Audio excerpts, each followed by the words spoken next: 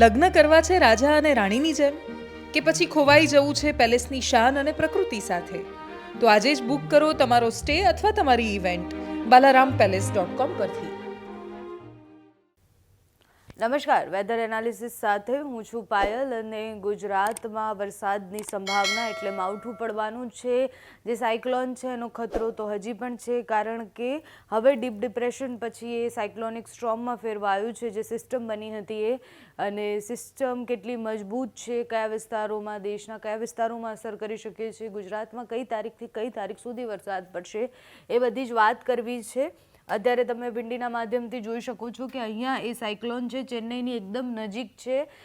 ચેન્નઈના દરિયાકાંઠે સંભવિત રીતના એ ટકરાઈ શકે છે. આજે એ સ્ટ્રોમ બની ગયું છે એટલે વધારે મજબૂત થઈ ગયું છે.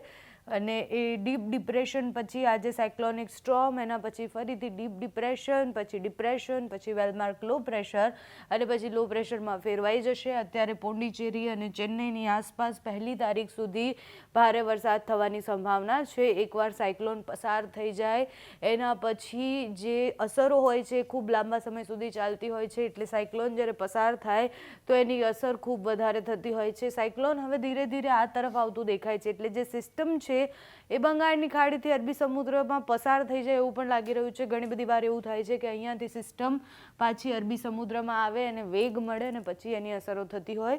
અને અત્યારે એ સ્થિતિ દેખાઈ રહી છે. 3 તારીખની આસપાસ જે દક્ષિણના ભાગો છે ત્યાંથી લઈને કોંકણ અને મહારાષ્ટ્રનો જે દરિયાકાંઠો છે એને અસર કરતી એ સિસ્ટમ છે. એટલે જે બંગાળની ખાડીમાં સિસ્ટમ બની હતી, એ ફેંગલ વાવાઝોડું હતું, એ પસાર થઈ, એટલે ભારતથી પસાર થઈ અરબી સમુદ્રમાં આવતું દેખાય છે. 4 તારીખ સુધીમાં એ અરબી સમુદ્રમાં પણ મજબૂતાઈથી ફરી રહ્યું છે. એટલે ત્યાં પણ એની સ્થિતિ એવી રહેવાની છે કે ત્યાં પણ એ મજબૂત છે. અને એના કારણે જે ભેજવાળા પવનો અને જે હવા છે, જે અત્યારે 80 કિલોમીટર પ્રતિ કલાકની ઝડપે પવન ફૂંકાવાની સંભાવના છે, એ પવનો અત્યારે દેખાઈ રહ્યા છે કે સુરત અને એની આસપાસના વિસ્તારો એટલે દક્ષિણ ગુજરાતમાં વરસાદ લાવી શકે છે. 3 તારીખથી લઈ અને 9 તારીખ સુધી, આ તારીખ નોંધી લો તમે, 3 તારીખથી 9 તારીખ સુધી ગુજરાતમાં સામાન્ય છૂટોછવાયો વરસાદ પડી શકે છે. 5 તારીખે મધ્ય ગુજરાતમાં સામાન્ય વરસાદની સંભાવના છે. સુરત અને દક્ષિણ ગુજરાતમાં વરસાદ પડી શકે છે. વલસાડની આસપાસ વરસાદ પડી શકે છે. મહારાષ્ટ્રમાં કોલ્હાપુર અને સોલાપુરના વિસ્તારોમાં વરસાદ પડશે. દરિયાકાંઠાના વિસ્તારોમાં વરસાદની સંભાવના છે. વેસ્ટર્ન ડિસ્ટર્બન્સ જે સતત પસાર થતા હોય છે એના કારણે ઠંડીમાં પણ વધારો થવાનો છે.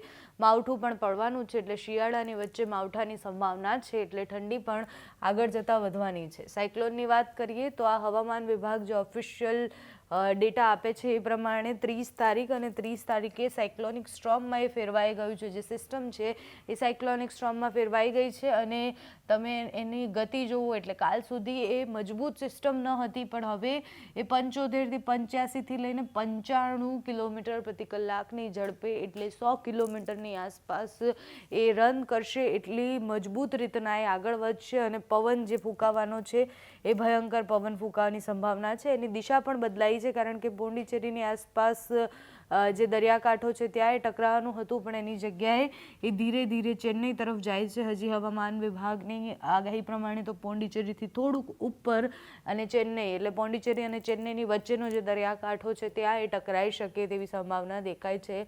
આ 30 તારીખ સુધીની આ આગાહી છે. આગળ જતાં એ પાછું આ બાજુથી એટલે મૈસૂર થઈ અને પાછું એ અરબી સમુદ્રમાં આવી જાય કે ભળી જાય એવી સંભાવના છે. કાં તો આ બાજુ કોચીના દરિયાકાંઠાથી એ અરબી સમુદ્રમાં પાછું એ સિસ્ટમ જે છે એ ભળી જાય એવી સંભાવનાઓ અત્યારે દેખાઈ રહી છે.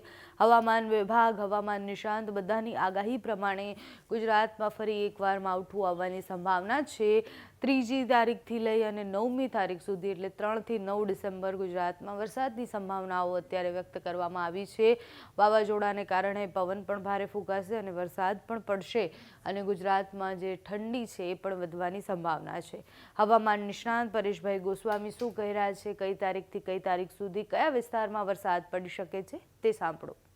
3 થી 9 ડિસેમ્બર દરમિયાન રાજ્યના 60 થી 65% વિસ્તારની અંદર હવામાનમાં પલટો જોવા મળશે, પણ એકદમ ઘાટા વાદળ થયા હોય અને એક મોટો કાતરો બંધાણો હોય, મોટું માવઠું થવાનું હોય તેવો માહોલ છે એ ચોક્કસથી બની જશે. પણ માવઠું છે અમુક વિસ્તારમાં થવાનું છે. હવે માવઠું થાય તેવી વધારે શક્યતાઓ જે વિસ્તારમાં જોવા મળી રહી છે એમાં ખાસ કરીને મધ્યપ્રદેશ અને મહારાષ્ટ્ર બોર્ડર લાગુ વિસ્તારો છે તેમાં વધારે શક્યતાઓ દેખાઈ રહી છે, જેની અંદર ખાસ કરીને છોટાઉદેપુર હોય, દાહોદ, ગોધરા જેવા વિસ્તારો છે, રાજપીપળા જેવા વિસ્તારો છે. આ વિસ્તારોની અંદર હળવું સામાન્ય અને છૂટાછવાયા ઝાપટા પડે તેવી શક્યતાઓ છે. એ સાથે દક્ષિણ ગુજરાતના પણ જે ડાંગ, આહવા જેવા વિસ્તારો છે, વલસાડ છે, નવસારી છે અથવા તો જે તાપી જિલ્લો છે, આ જે તમામ વિસ્તારો છે એ વિસ્તારોમાં પણ 3 થી 9 ડિસેમ્બર દરમિયાન હળવા છૂટાછવાયા છાંટાછૂટી થાય કે ઝાપટા પડે તેવી શક્યતાઓ છે. અને આ વિસ્તારને બાદ કરતા બીજા જે વિસ્તારો છે એ બીજા વિસ્તારોની અંદર જોવા જઈએ તો મોટા ભાગના વિસ્તારોની અંદર વધારે પડતા